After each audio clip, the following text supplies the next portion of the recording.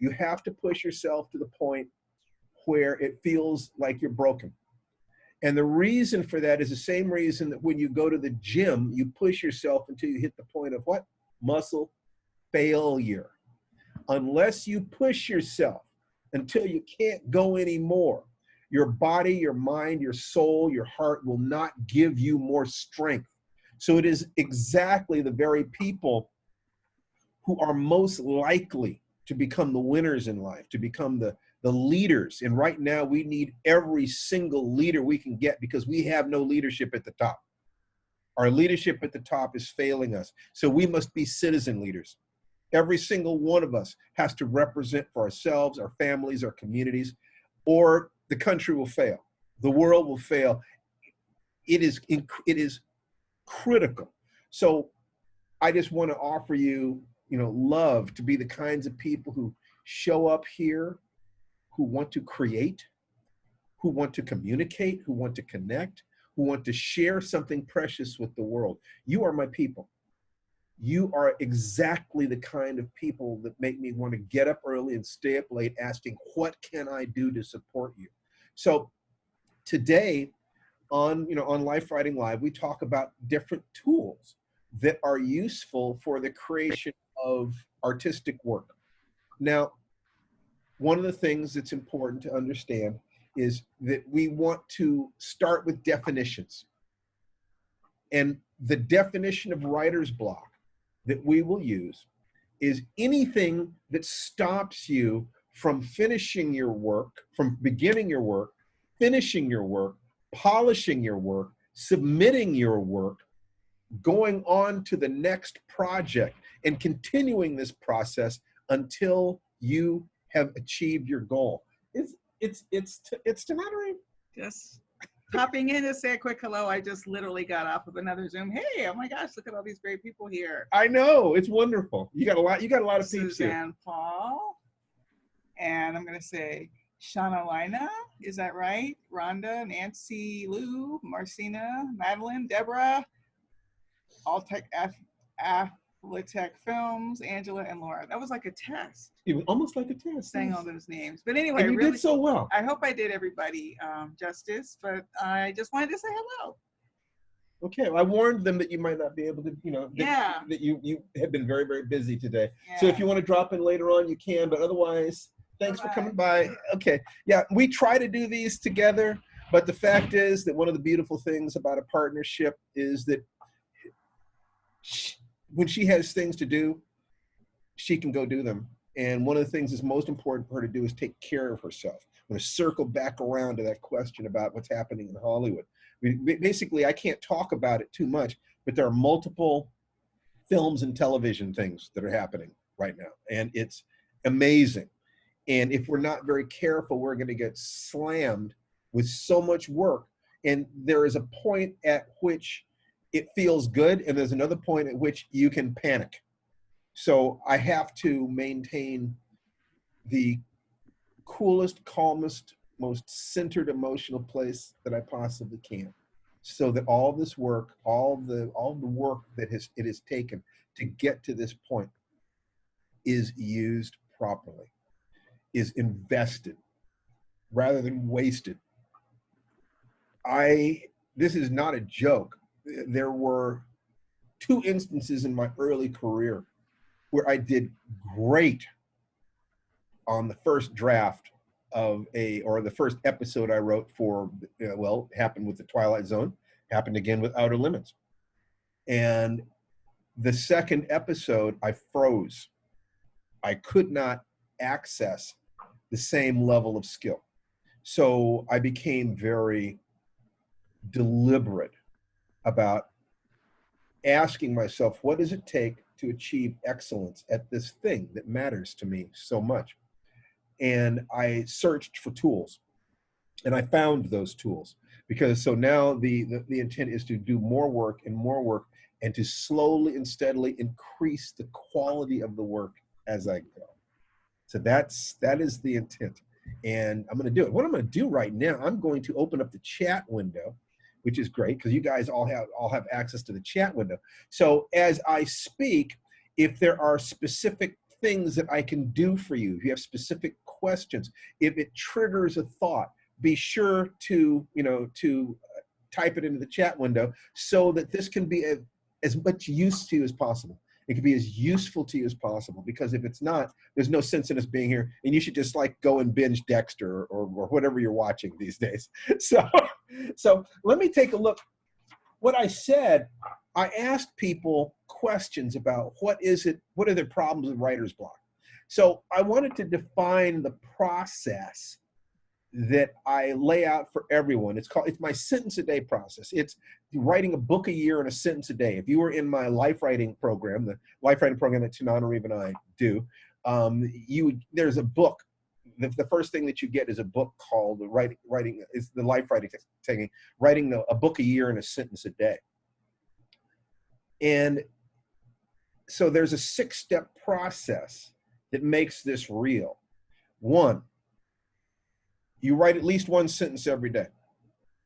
2, you write 1 to 4 short stories a month. Let me just go into that just a little bit. Do not start by writing books. Do not start by writing longer work. Doing that is like running a marathon before you've run around the block. You work on your skills in shorter work until you've got that polished.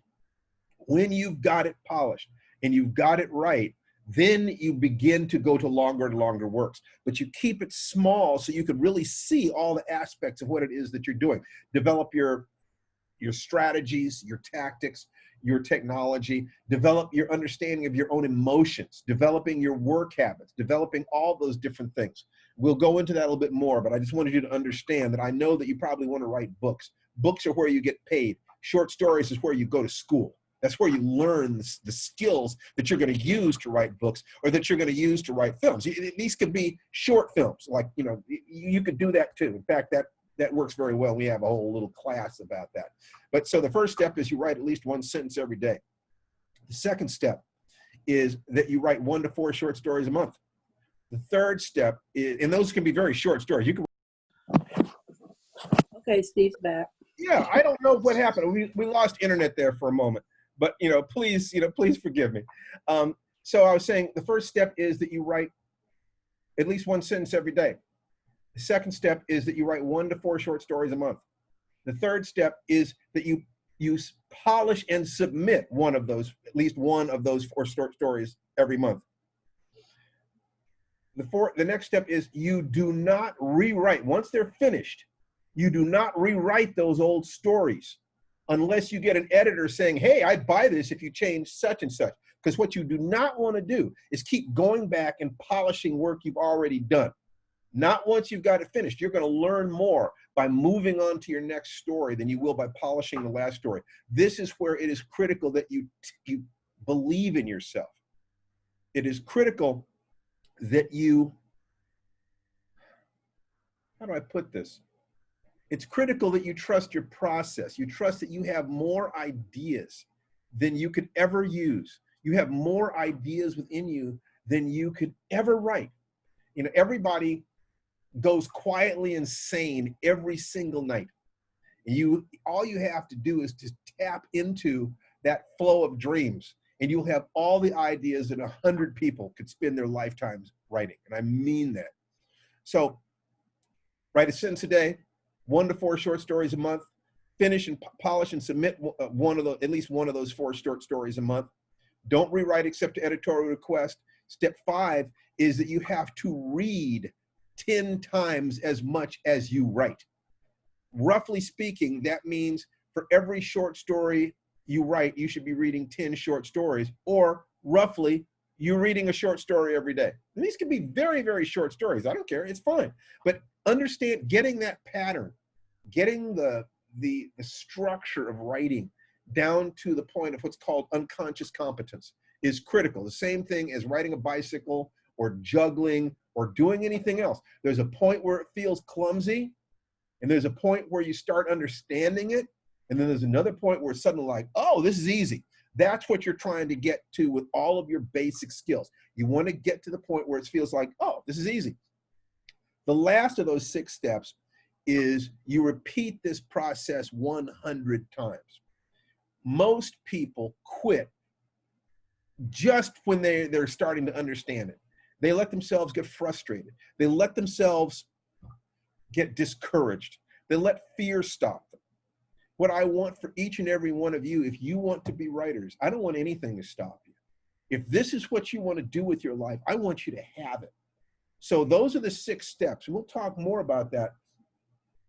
But writer's block then would be anything that interrupts your flow from one of those steps to the other. You don't write, you don't finish, you don't polish, you don't submit, you don't research, you don't keep things in the mail until they sell, or you let discouragement stop you. I don't want any of those things to happen. If you love writing enough to be willing to write 100 stories before you get published, nothing can stop you. So far, not a single one of my students who's followed this process has made it past number 30. In fact, none of them have made it past 27. I created this when I was a good deal younger. I was getting frustrated. I was, getting discouraged.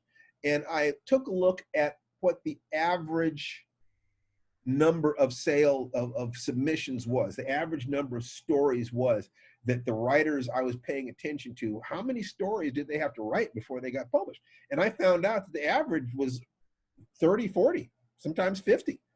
It's like, oh, really? I didn't realize that. I thought that, they just were born full, they were launched full born from the brow of Zeus or something. It's like they just write and they just came out brilliantly. And my God, they started selling immediately and they got big checks. No, they suffered, they strained, they struggled. And so I decided, all right, if the average is somewhere between 30 and 50, I'm going to double that. I'm going to give myself until I've finished 100 stories. And what happened is that took all the pressure off. Now I'm just, the job is I just do the work. Now here's story number 1. I'm just starting over from number 1. I'm going to write it, finish it, put it in the mail, keep it in the mail. Read. Write, finish, put it in the mail, keep it in the mail. Read. Try to get 1% better every time. Try to get a little bit better every time. And I made it to story number about 24 before I started selling. And I've never looked back. That makes all the difference. It makes all the difference. All right. So in talking to people, once again, I'll repeat this. If you have, I've got the chat window open. I'm just going to type over there, just kind of make sure you guys see it. Hi there. If you have any questions, I love seeing your smiles. I really do. It means the world to me to see you smile. In this world with all the stress that people are under, for us to be able to communicate with each other and find just a few moments of community like this is a precious, beautiful thing. And just thank you for being being willing to be here with me. So I asked people what stops them in terms of writer's block. And in some cases it was time management. In some cases it was fear. In some cases it was frustration, disappointment, literally, not enough energy, too much, depression from COVID and the things that are happening in the world, Black Lives Matter protests and so forth. And I want to say to you that the other major aspect of the life writing formula is that you take the negative emotions that you're feeling and you use those emotions to drive your work. You write about someone in your situation. And then within this small world, sometimes taking a step back, you can come up with a solution that you didn't think about for yourself, because with yourself, your nose is right up against the tree. You can't see it. You can't see your life. You're in the midst of this. So sometimes taking a step back, almost as if you're watching a movie on a movie screen, and you're saying, well, I'm going to have a character in a situation who has a very similar set of emotional problems. And if you can solve their problems, you're having a conversation with your own deep consciousness about problems, about the nature of problems. And the structure of storytelling is such, the simplest way to describe a story is there, objective, obstacle, outcome. There's somebody who wants to do something, something stands in their way, they either solve the problem or they don't. That's the simplest way of looking at a story. So you've got a problem that life gets in the way. It gets between you and your creative flow. And so you have the need to solve this. You have that responsibility, or else your heart will die and the stories inside you will never see the light of day. Okay, how do you find the solution to a problem that you're writing? I feel like I try to make my story too complex. Well, if you feel like you're trying to make your story too complex, Jamia, is that Jamia? Then, Jemiah, sorry. Jemiah, thank you, Jemiah. Then if it feels like you're trying to make your stories too complex, then deliberately simplify them. You know, it's to say there's a very, very simple problem. Base it around a problem you've already solved in your life. Okay? Because if you do it that way, then you're not testing your problem-solving muscles at the same time that you're trying to develop your writing muscles. Okay? Those are two separate things. Love your jersey, by the way, Jemiah. Yeah, see, I got my Wakanda on. I got my Wakanda. In fact, I'm gonna change my location here. Yes, I am. I'm gonna change my location. Boom. Choose virtual background. There we go. Boom. Yes. That's right. Oh, Wakanda forever. So, make the problem a small one. Something like trying to tell someone that you love them, or trying to quit a job, believing in yourself enough to, you know, to move. Remember, any individual story is no more than running a lap. It's no more than like doing push-ups. The lap, the push-ups, any individual meal on a day on your diet isn't that important, but the overall stretch of things is. So protect your process. Protect your process. So I realize I'm outlining a novel for every story. What I say is you're probably not reading enough short stories. You know, read a short story every day. Get yourself a copy of a book that has very short stories, you know, flash fiction, the kind of story that you could write the first draft for in a day, okay, where you could just sit down and type your heart out. And, you know, and when I'm doing rough draft, I pay no attention to spelling, grammar, punctuation, nothing.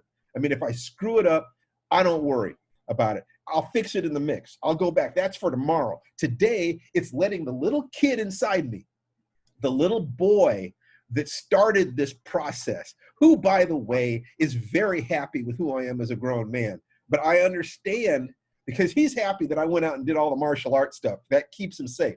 Okay, I do the bills, I do that. But all of the world that I've created is for nothing more than to give the little boy inside me a safe place to play. And I just cannot tell you how important it is that you protect your heart. And that you know, just going back to my beautiful good lady wife, part of what it is that we are to each other is that I've got her back and she's got my back. I protect her little girl and she protects my little boy. Because there are times when I push myself and I just get brokenhearted.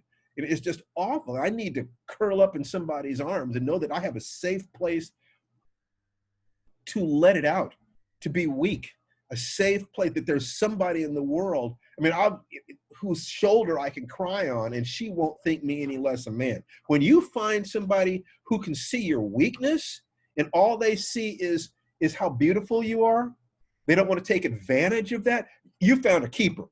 So every day, that's what I want to be for her, and I know that's what she wants to be for me. So that little boy inside me, that's the part of me that sits here talking to you that says, let me take an hour to talk to some other writers. Wow, I got writer friends that I can talk to. You guys are the ones that I wanted to have as friends when I was in high school.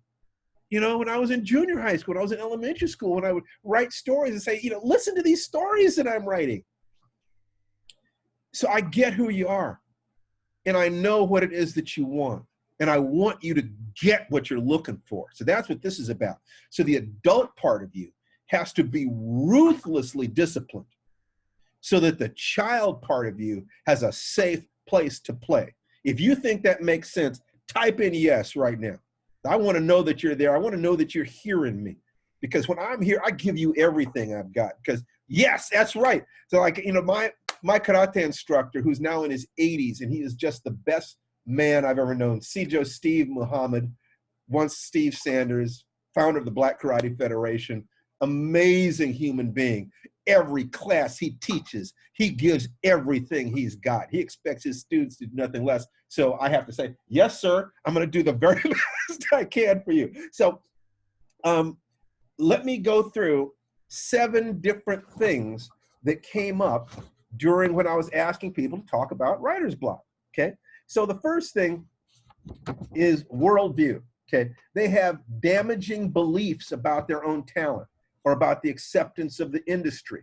These negative beliefs trigger their sense of helplessness, okay? That sense of who wants to hear me? I don't have anything to say. I can't do it anyway. It's too late. You know, those are all your worldview. That is underneath any talent, underneath any issues of time or anything else. Is what do you think the game is in the first place? Where do you think you are in the game? Who do you think you are in the game? That you want to take a look at that, because your foundational beliefs about what life is, about what work is, about what play is, about what art is, about what writing is, about who you are at this stage in your life, your age, your gender, your race, all of those things are your worldview and will influence whether or not you're willing to take the risk every day. Every day that you sit down to do some art, you're taking a risk. Anything that stops you from believing in yourself in that sense that is connected with your worldview, you want to interrogate that. You want to ask, you know, go to the 3 gates. Is it true? Is it useful? Is it kind? So, you know, those 3 gates will save you. So once again, is it true? Is it useful? Is it kind? Anything you find yourself thinking about yourself, your writing, your process, first thing, is this true? Is it true that other writers are better than me? Well, it might be true, but is it useful to think about that? Only if you look at them as process. If you say, yeah, that writer is better than me, I can learn from them. That writer is better than me, they've been doing it longer than me. That writer is better than me, I will use them to inspire me. That writer is better than me, let me read their stuff and study them and see how they do it. There's nothing wrong with thinking somebody's better than you unless your next thought is, and I'll never be that good.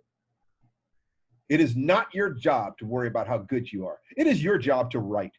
It is your job to do the best you can and keep submitting, and you write things that touch your heart so that the pleasure of writing itself is the reward.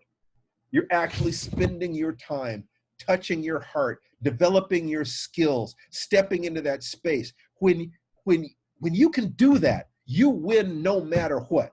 You win every day. Who wants to win every day? If you want to win every day, say yes. Because yes, that's right. That's right. Show your hands. Show your hands. Because that's me. I want to win every day. I wake up every day saying, how can I help people? Because if I can help one person, I win. If I can be good to one person, I win. If I can make one person smile, I win. So I set it up so it's very easy for me to win in life. Very, very easy. All right. So that's one, is worldview. The second step is leverage. If you've got enough reasons to do something, you'll do it. When people say they don't lose weight, they don't save money, they don't write, they don't do whatever it is, if you ask them, why do you want to do this thing? What you'll find is they got maybe 1 or 2 reasons. But then you ask them, why don't you do it? They'll have a page of reasons. They'll have a whole book of reasons why they don't do it. Oh, I'm scared. I don't have the time. I don't have the energy. Nobody cares anyway. I failed every time. Boom, boom, boom, boom, boom. People will smoke until the day their kid, their daughter, their son comes to them and says, Daddy, Mommy, please stop smoking. I'm afraid you're going to die. And I want you for the rest of my life. And if you feel that, suddenly that will be the moment that you decide, I've got to quit. I got to quit. If you want to be a writer, it's critical for you to know why you want to be a writer. Get leverage on yourself so that every day you wake up saying, I'm a writer. And so if that's the easiest thing, if you say I'm a writer, you got to write because that's what writers do. But if you say I want to write because I want to change the world, I want to write to teach people the things that I've learned. I want to write so that after I'm dead, people remember my name. I want to write to make money so I can have more fun with my family. I want to write because I want to write because I want to write because I want to write because, and you find those reasons until you have enough reasons to overcome your fear. Your fear does not have to stop you. What people do is they say their fear is here. You know, they're here, their fear is here, and what they want is on the other side. You don't have to get rid of the fear. What you can do is make the thing you want so big, so sharp, so hard, so bright, that now the fear is over here. The fear is here, you're here, and the thing you want is there. Now it's, you just keep your eyes on what you're trying to achieve, put the fear behind you, and run like hell. You literally can use your fear to motivate your action. Because if you're really afraid, all human fears are some version of the fear of death, extinction, loss. Deal with the real fear. I'm afraid of dying. I'm afraid of being rejected by my tribe because that means death. I'm afraid of being rejected by my partner. That means genetic death. We don't have a family. They leave me. I die. If you come to grips with the real fear, now you can say, I'm afraid of dying. And one of the things I'm going to do is I'm going to live as much as I can every damn day. Every single day, I'm going to live, I'm going to sing, I'm going to dance, I'm going to write, I'm going to give myself to the world before that eternal night comes. You literally can use your fear of whatever it is that you've been afraid of to motivate yourself to action. So you've got to set it up so that your reasons for writing are more urgent than your reasons not to write. As soon as you attach more pleasure than pain to any action, you'll do it. Anything in your life that you are not doing, you're not doing because you associate more pain with it than pleasure. And I could take anything that you're doing and I could prove that to you. On some level, you don't believe that your efforts to do it will bring you pleasure. It's your efforts will frustrate you. Somebody will punish you. I don't care whether it's making money, losing weight, finding a partner, finding love. There is both fear and pleasure associated with all of these activities. Anything that's stopping you, there isn't enough pleasure attached to it yet. There's too much pain attached to it. Look into this, or better still, write a story about somebody in that situation, because once again, looking at it from a distance gives you perspective. When I say that the first step in life writing is you write one sentence a day, that's because there is no earthly logical reason that you can't write one sentence a day. The only thing stopping you will be emotional reasons. And this is good, because emotional reasons like fear of failure will hide behind tactical confusion. I don't know what to do. I'm too busy. I'm too this, I'm too that. And it all sounds reasonable until you say, well, all I had to do was one sentence. So why didn't I do it? I watched 3 hours of television and I didn't write one damn sentence. As soon as you look at the truth, now you can deal with it. Now you're no longer lying to yourself. And the very first principle of Musashi Miyamoto in the Book of Five Rings, one of the great martial arts treatises, is do not think dishonestly. The integrity of your life is going to be based on whether or not you can be honest with yourself. Scathingly honest, blisteringly honest. You know, you don't have to tell other people what's going on inside you, but you need to tell yourself the truth. Okay, so that's the second thing. You get leverage on yourself by increasing your motivation to do it. Okay, the third thing is negative emotional patterns. As I just said, negative emotional patterns. You have anchored pain to some part of the process, and you spiral into depression, frustration, or distraction. Okay, so what you literally need to do is to get to the point where you start recognizing the negative patterns and specifically interrupt them. Because those patterns in your head are usually based on old beliefs, old behaviors, old memories, things that happened to you in your past, things that people said, the teacher who laughed at your efforts, somebody who mocked you, a parent who said, you know, you can't write, or you'll starve if you try to be an artist, or whatever that the voices in your head are. They're like CDs that play on demand, or they play, you know, when you don't want them playing, which is even worse. And the same voices come up, the same beliefs, the same behaviors. So what you need to do is to scratch that CD and you scratch the CD by becoming aware when you are starting to play that negative pattern. You're starting to engage in the negative behavior. And what I'm constantly telling people on Facebook is every 3 hours, breathe. Just take 60 seconds of deep, slow, diaphragmatic belly breathing. Doing that will break the pattern that you're in. But there are other things you can do. You can jump up and move, moving your body. You can dance around the room. You know, you could say, you know, put on some music you like and dance for the song, and then sit down and write your sentence. There are 3 things that control any emotions, that create the emotions inside you. One is your physiology, the way you use your body. The second one is, what are you focusing on? Are you focusing on the fact that you can't do it? Or are you thinking about how wonderful it's going to be if you can do it? The third thing is the language you use inside your head, the voices in your head. I had a friend tell me once that a human being can accomplish anything if they can create well-defined written goals and plans for their accomplishment expressed in continuous action, and to be able to take action despite the voices in your head.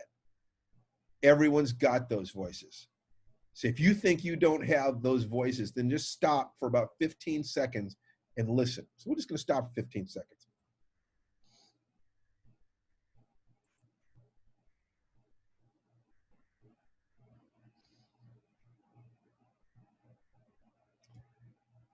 Do you hear that voice saying, what voice? I don't hear a voice. That's the voice. Now, I'm going to give you something that is one of the secrets of advanced meditation. If you take this to heart, it will change your life. And that is this: you are not the voices in your head. You are the one listening to the voices. So the question is, who are you? Who are you really? Because all art is an attempt to answer the question, who am I and what is true? Those 2 questions are the core of all art, all philosophy, all science, all inquisition. And when you write your story saying, I believe this is what I am, this is what human beings are, this is what the world is, you now have the elements to write a story. Because all a plot is the way a character reacts to their universe and the way the universe responds to their actions. That's all that there is. By looking at your own life as if you were a character in a story you're writing, you get to take your storytelling skills and utilize them to actually create a better life for yourself. That's another one of those, you win no matter what. You win no matter what. Somebody buys your story, somebody doesn't buy your story, doesn't matter. You wrote that damn story. And you now understand yourself a little bit better. You're better at speaking your truth. You're better at finding your passion. Whatever it is, that's how we get better. So find a way to break the pattern. So that's the third thing is you're in a negative emotional pattern. You're, instead of writing, you're changing, you're filing your neighbor's cat's toenails. You're taking out your garbage twice.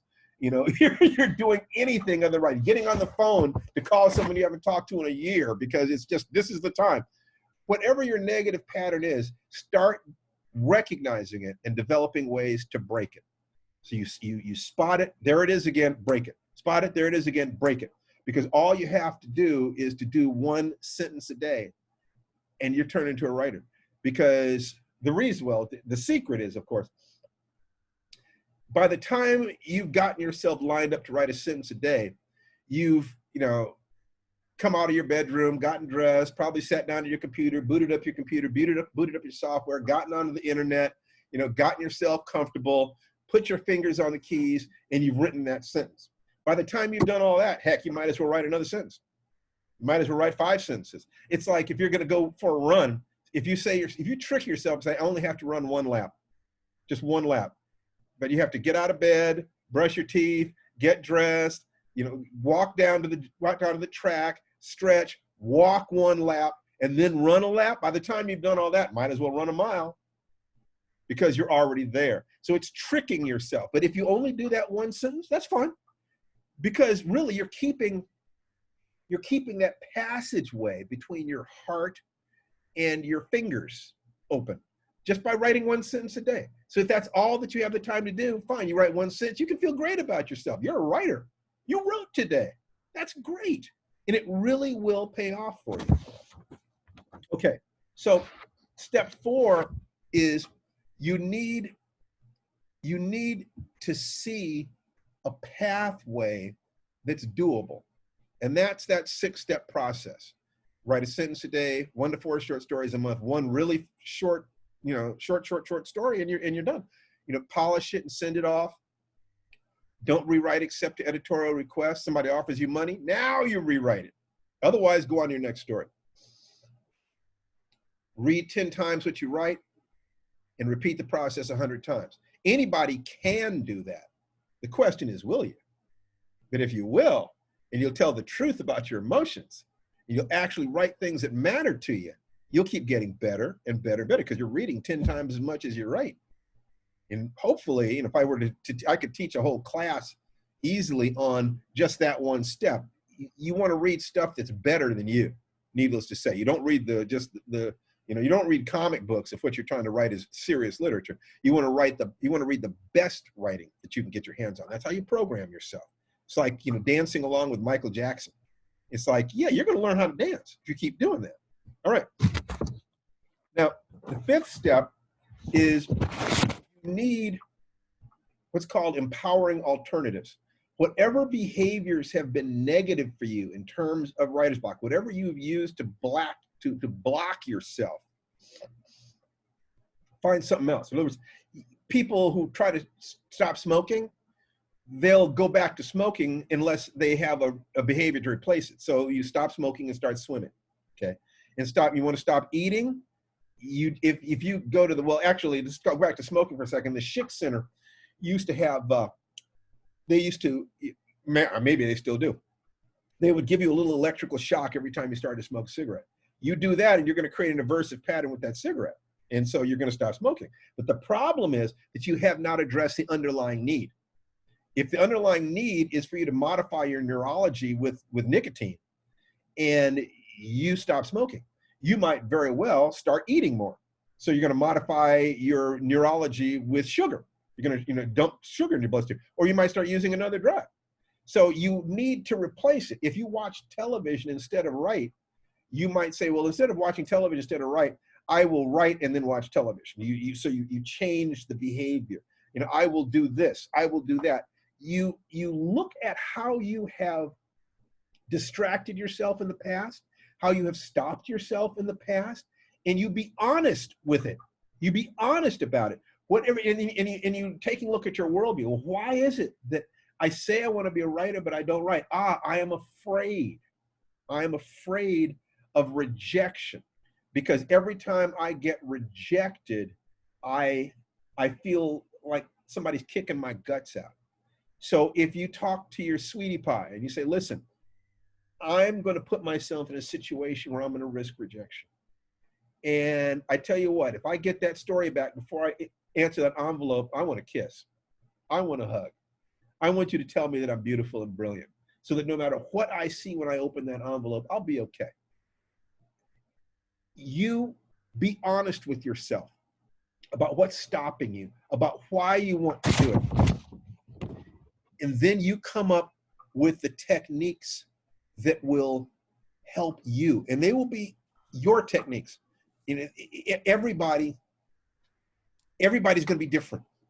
Everyone has different demons. Everyone has different motivations. Everyone has different life circumstances. So your techniques for getting the best out of yourself must be yours. Does that make sense? If that makes sense to you, say yes. Type yes into the thing, because I want to know that I'm taking you to church today, because this is all about saving your hearts, your souls, taking yourself back from the world, because this is your life. This is your one life. And I want every single one of you to get everything that you can get from life. And if there's anything I can do to help with that process, I hope you can feel I'm here for you. I want to do that. I want to give it to you. All right. So the next step is that whatever the new behaviors that you're going to go through, whatever your new process is, you need to envision yourself doing it. You need to condition this behavior so that you know it's going to happen. So if what happens is I write and then telephone rings and I get on the phone and I talk for an hour and there goes my writing time. Visualize yourself hearing that phone ring. What do? Do you just let it ring? Do you turn it off? Do you pick it up and say, listen, I can't talk to you right now, but I can call you back after I'm finished? What are you going to do? Actually play it out.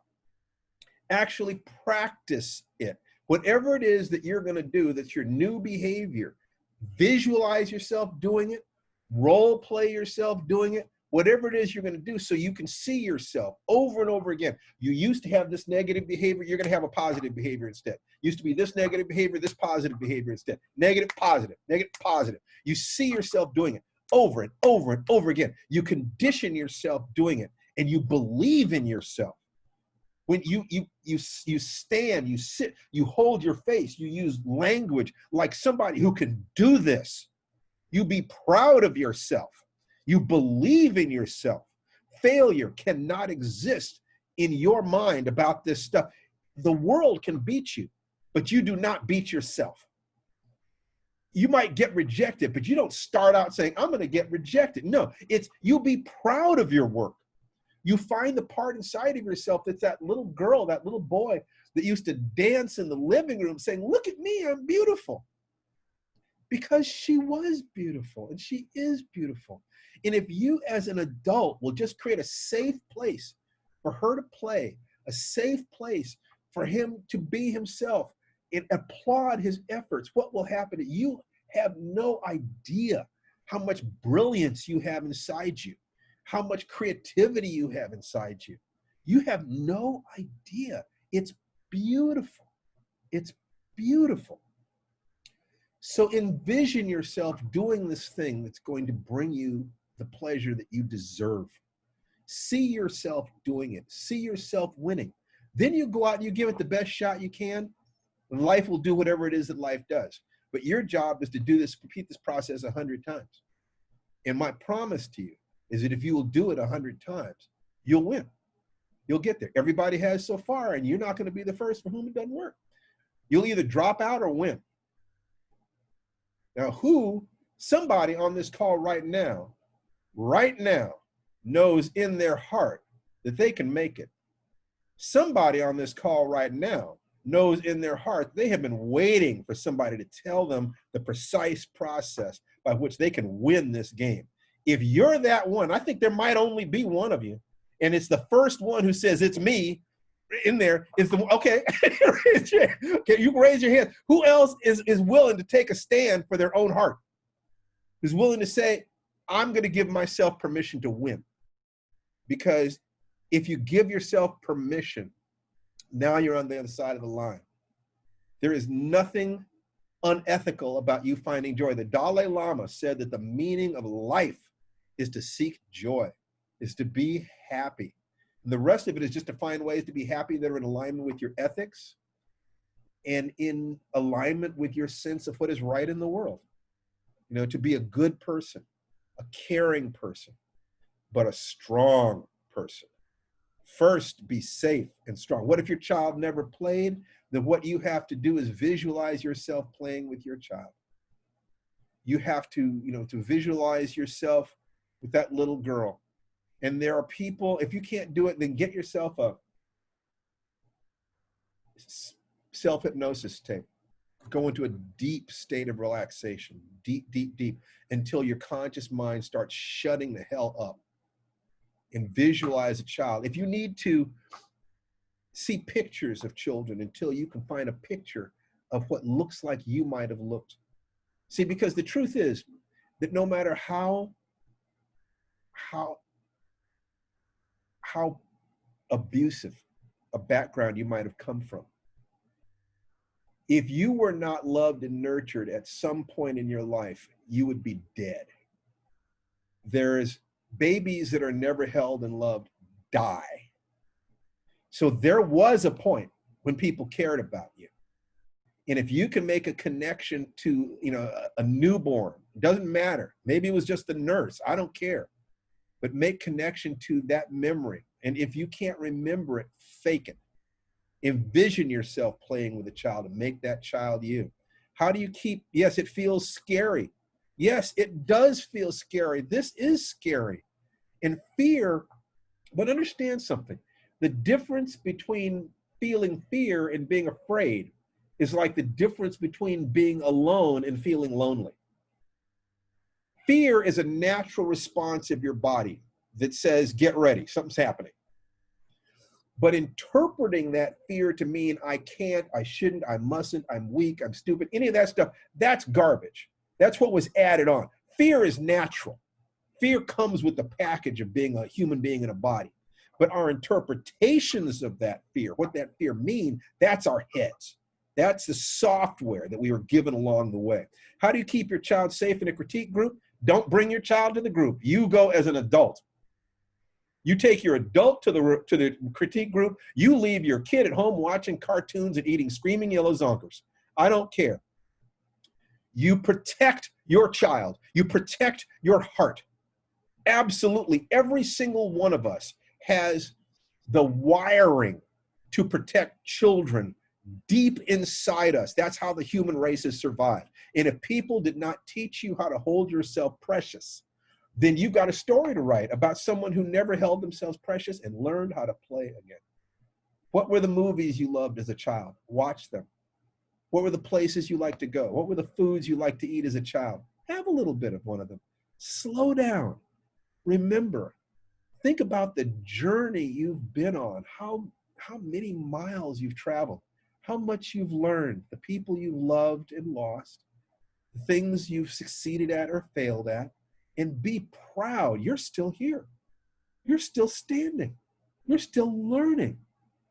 And the world isn't that lonely a place. Look at this. Look at the people that are just on this call right now. This didn't cost you a dime. I am here pouring my heart out to you because I love writers. I love you guys. And I'm telling you what I wish somebody had said to me 20, 30, 40, 50 years ago. You know, I'm getting older than dinosaurs. I get that. I get that I'm at the end of the period where this is my world. I'm watching the younger people come in, and it's wonderful seeing them grow. It's wonderful seeing them take charge. It's wonderful seeing them not taking shit. It's great. Write your stories as if you were sending a message in a bottle back to a younger version of you. In fact, writing a letter to a younger version of yourself is a fantastic thing. What do you wish to God somebody had said to you when you were a teenager? What is it you wish somebody had said to you? Write a story, or at least write a letter to yourself, okay? Why are the negative voices so much louder than the supportive ones? Because fear is healthy.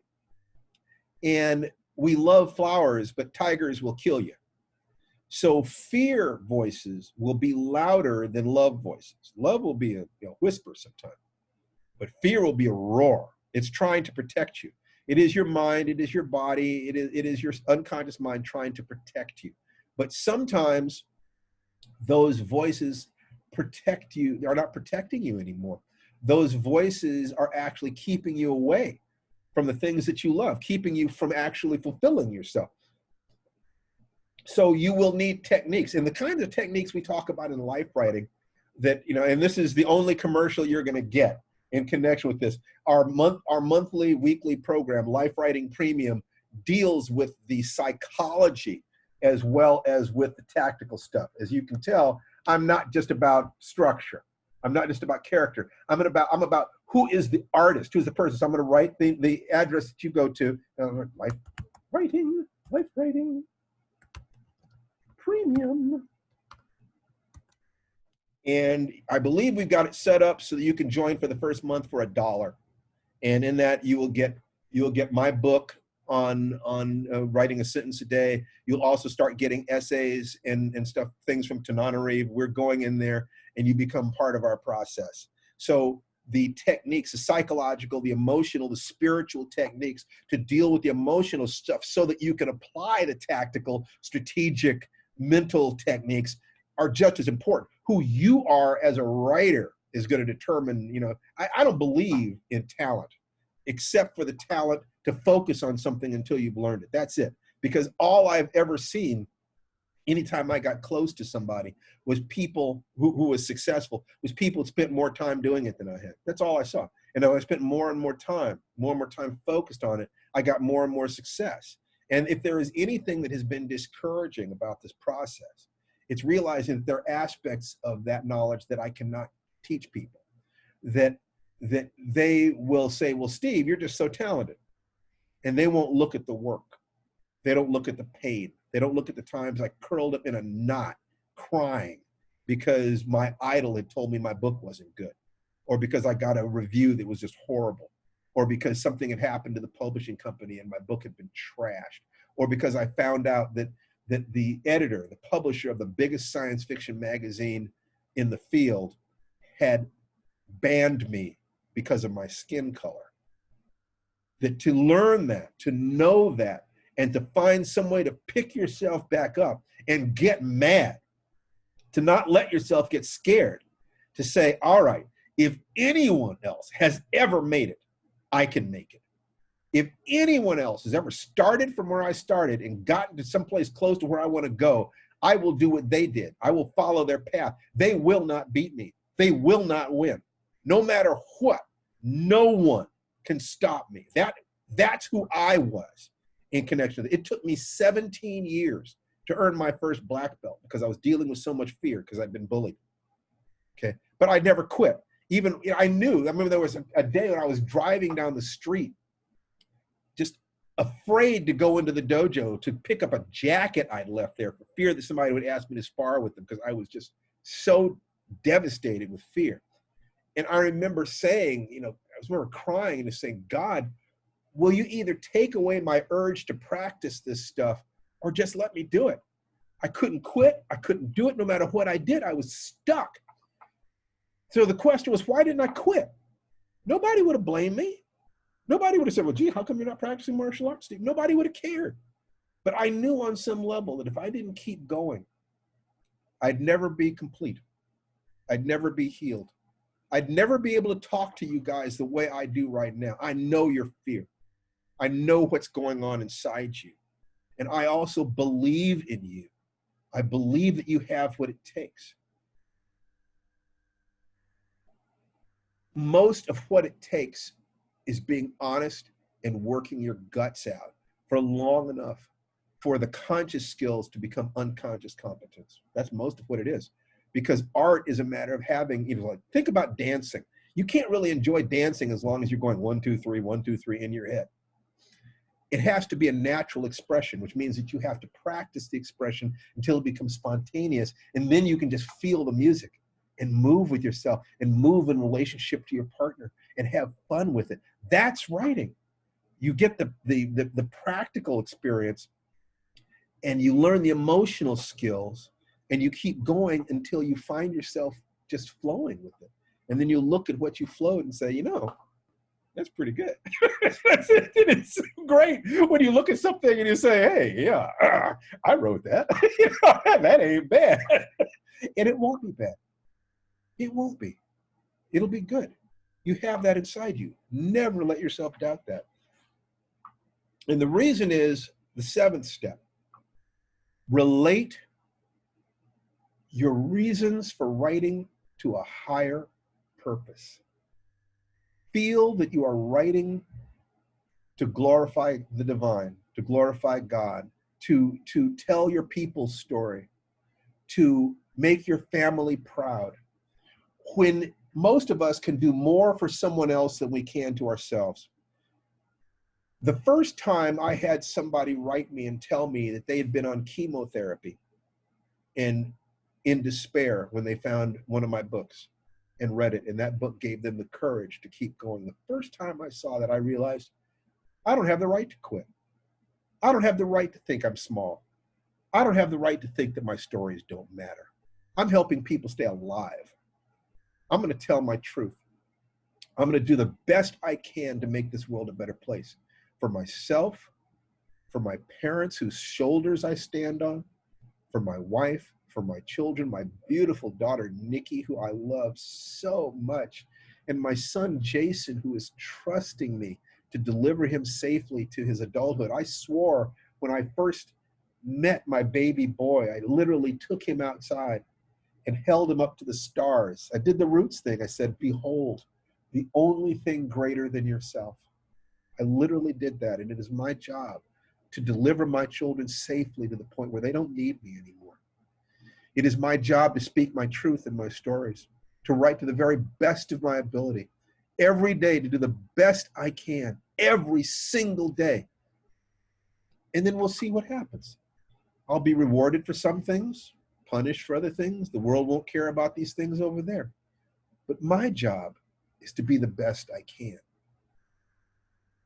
And each and every one of you who just wants to be the best you can, who just wants to tell your stories, who just wants to have fun, who just wants to dance with the people around you, cheering and clapping and saying that you're a beautiful child, because that creative part of you is a beautiful child. That part is my friend. That part is under my protection. You come to me, we're going to do this every other week. We're going to do life writing, and we're going to talk. And I'm going to answer your questions the best I can. I'm going to be the very best I can for you. And if you will let me do that, I swear I'll get you to the other side. You do your part. I'll do mine. Oh, wow. Oh. Let me have a little water here. So, oh yeah, let's see. Let's see here. Participant chat. This. More. Okay, don't do that. Okay, so if you have any questions, type them in real quick, and I will try to answer them. Otherwise, I want to let everybody go. Your chakra teaching has taught me so much. That's just great. I'm so glad. Tananarive and I give away as much as we can because we do not live separately from our community. You guys are our life. You are our heart, and we love you. Thank you so much. This has been the invigoration I need. Share it. Thank you for sharing your life wisdom. You have any idea how lucky I have been in terms of the teachers I've had in my life? I think you probably have some idea that I've been blessed in that sense. But I was the kind of person, I would literally drive 1,000 miles to spend 10 minutes with somebody who could answer the right question. I've actually done that, just the right question. So, and the masters who taught me, most of them taught me for free. The majority of it was free. And all they asked is that I pass that knowledge on. So that's what I want to do. So giving myself permission is hard. Afrofuturism class was amazing. Afrofuturismwebinar.com, that's a real thing. Sunkenplaceclass.com, and of course, lifewritingpremium.com. Oh, did I say I wasn't going to do any ads? I did. I'm sorry. I did another ad. Oh, well, mea culpa. I'm a bad boy. But listen, if there's anything I can do for you, reach out to me on Facebook or, send email. We will see each other again in a couple weeks. And, okay. I just been trying to carve my novel idea down to a story. At some point, it gets so spare that I'm bored. No, don't do that. What you want to do is you want to take one incident from that story, from that novel. A story is quite often, it can take place in real time. Just one incident, one day. Aristotle's unity of time can really be useful here. So don't carve down a book. Take a simple little splinter from that book and write a story about it. Because once again, you're just practicing. So anyway, you guys have a wonderful, wonderful, wonderful evening. Yes, Shoshana, I love you, darling. I'm so glad that you're here. I'm so glad that you're fighting the good fight, and anything I can do to support you, you let me know. You guys reach out to me on Facebook or whatever if there are things that you would like me to think about that maybe you were too shy to say publicly. I do answer things. And most importantly, I would like to end this time with the Sanskrit expression that means that the divinity within me salutes and acknowledges the divinity within each and every one of you. Namaste. Have a wonderful day. I'll see you next time. Bye-bye. Namaste. Namaste.